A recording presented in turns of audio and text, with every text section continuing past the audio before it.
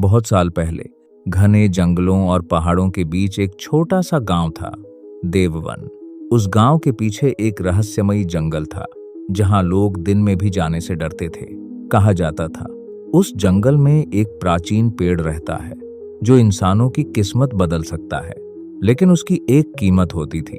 उसी गांव में रहती थी सावित्री। सावित्री बहुत दयालु औरत थी। वो पूरे गांव की मदद करती, भूखों को खाना खिलाती, बीमारों की सेवा करती। लेकिन उसकी जिंदगी में गहरा दुख था। उसकी कोई संतान नहीं थी। 15 साल तक उसने हर मंदिर में माथा टेका, हर व्रत रखा, हर रात भगवान से रो कर प्रार्थना की, भगवान मुझे बस एक बच्चा दे दो। लेकिन उसकी गोद हमेशा सूनी रही। धीरे धीरे गांव वाले उसका मजाक उड़ाने लगे। बांझ औरत, इसके घर कभी बच्चे की किलकारी नहीं गूंजेगी। ये शब्द सावित्री के दिल को रोज तोड़ देते। एक रात पूरा गांव भयंकर तूफान में डूबा हुआ था। आसमान में बिजली चमक रही थी, पेड़ जोर जोर से हिल रहे थे। तभी सावित्री को जंगल की तरफ से एक बच्ची के रोने की आवाज सुनाई दी। गांव वाले डर गए। मत जाओ, वो जंगल अभिशप्त है। लेकिन सावित्री का दिल नहीं माना। वो लालटेन लेकर अकेली जंगल की तरफ चल पड़ी। जंगल के बीचों बीच उसे एक विशाल पेड़ दिखाई दिया। उसकी जड़ों के बीच एक छोटी बच्ची कपड़ों में लिपटी हुई पड़ी थी। लेकिन जैसे ही सावित्री उसके पास गई, एक भयानक बदबू हवा में फैल गई। इतनी गंदी बदबू जैसे कोई सड़ी हुई चीज हो। सावित्री ने अपनी नाक ढक ली। तभी अचानक वो विशाल पेड़ बोल उठा, सावित्री। उसकी आवाज सुनकर सावित्री कांप गई। पेड़ बोला, ये बच्ची अब तुम्हारी है। सावित्री की आंखों में आंसू आ गए। लेकिन तभी पेड़ की आवाज भारी हो गई, ध्यान रखना, इसे अगले 15 साल तक कभी मत नहलाना। सावित्री डर गई। क्यों? पेड़ बोला, इसके शरीर पर एक प्राचीन श्राप है। जब तक इसका श्राप पूरा नहीं होता, पानी इसे पत्थर जैसी जमी हुई आत्मा में बदल देगा। लेकिन याद रखना, एक दिन यही लड़की लोगों की सबसे बड़ी बीमारियां ठीक करेगी। लोग इससे नफरत करेंगे, इसकी बदबू से दूर भागेंगे, लेकिन इसके अंदर भगवान की शक्ति छिपी है। इतना कहकर पेड़ शांत हो गया। पूरा जंगल एकदम खामोश हो गया। सावित्री बच्ची को घर ले आई। उसका नाम रखा आर्या।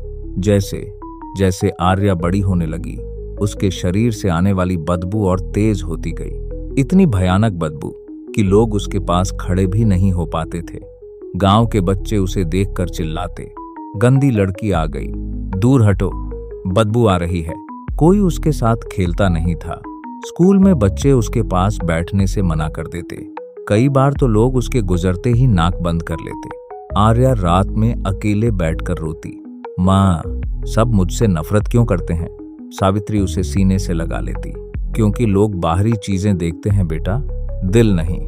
धीरे धीरे लोगों को पता चलने लगा, आर्या साधारण लड़की नहीं है। अगर कोई बीमार इंसान उसका हाथ पकड़ लेता तो उसकी बीमारी ठीक हो जाती। एक दिन गांव का मुखिया मौत के करीब था। डॉक्टर जवाब दे चुके थे। तभी सावित्री आर्या को वहां ले गई। लोग बदबू की वजह से चिल्लाने लगे, इसे यहां से बाहर निकालो।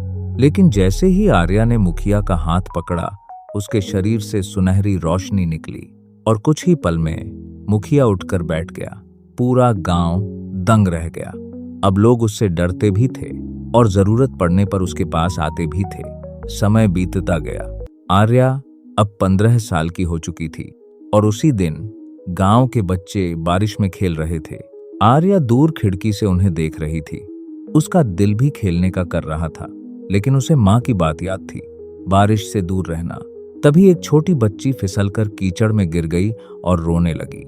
आर्या खुद को रोक नहीं पाई। वो दौड़कर बाहर गई और उस बच्ची को उठाने लगी। लेकिन तभी बारिश की बूंदें उसके शरीर पर गिर गईं। 1, 2, 3 और अगले ही पल पूरा आसमान काला पड़ गया। तेज हवा चलने लगी। गांव वाले डरकर चीखने लगे। आर्या दर्द से चिल्लाई, माँ, और धीरे धीरे उसका शरीर सफेद बर्फ जैसा जमने लगा। उसके हाथ पेड़ की शाखाओं में बदलने लगे। उसके पैर जमीन में जड़ बनकर धंस गए। कुछ ही सेकंड में आर्या एक जमे हुए पेड़ में बदल चुकी थी। उसकी आंखों से आंसू बर्फ बनकर गिर रहे थे। पूरा गांव डर गया। लोग बोले ये श्रापित लड़की थी, लेकिन सावित्री ने हार नहीं मानी। पूरा गांव आर्या को छोड़ चुका था, लेकिन उसकी माँ रोज उसके पास बैठती। गर्मी हो, सर्दी हो, बारिश हो, वो रोज उस जमे हुए पेड़ को साफ करती, उससे बातें करती। मैं जानती हूं तू वापस आएगी बेटा। लोग उसका मजाक उड़ाते, पागल हो गई है। लेकिन सावित्री नहीं रुकी। पूरा 1 साल उसने अपनी बेटी की सेवा की।